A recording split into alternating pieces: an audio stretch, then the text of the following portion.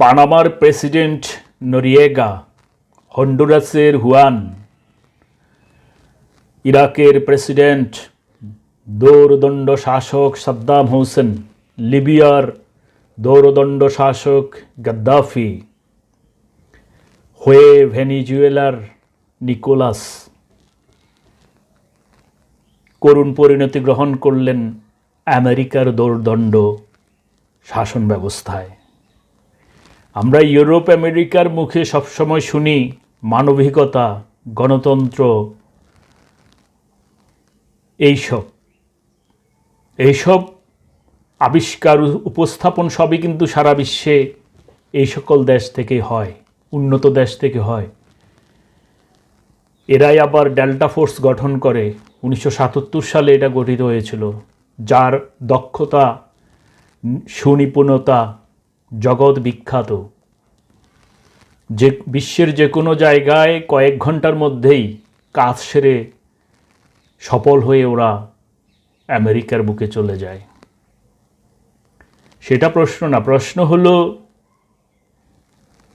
এতগুলো স্বাধীন রাষ্ট্রের রাষ্ট্রপ্রধানের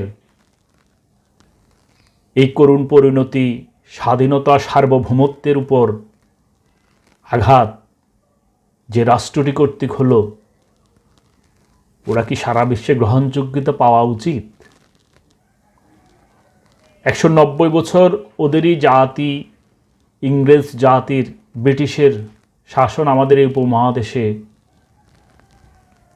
বয়ে বেরিয়েছে। আমরা ইতিহাস পড়েছি, জেনেছি। ওরা দিয়েছে, তার চেয়ে বেশি নিয়েছে।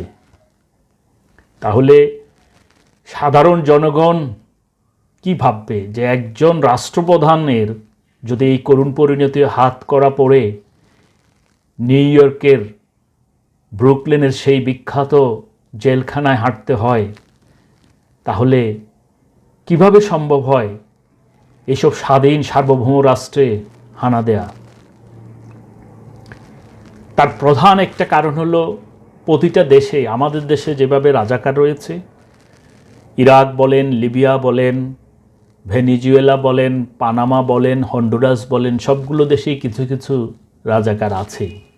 এই রাজাকারের কাঁধে নির্ভর করে ওরা ওদের মিশনগুলো ঘটায় এবং সাকসেসফুল হয়। রাজাকার একটা ভয়ানক ব্যাপার। রাজাকার বিভিন্ন দেশের রয়েছে এবং বিভিন্ন দেশের নাগরিকও ওরা। আমাদের দেশে যেভাবে রাজাকার আমাদের দেশের নাগরিক,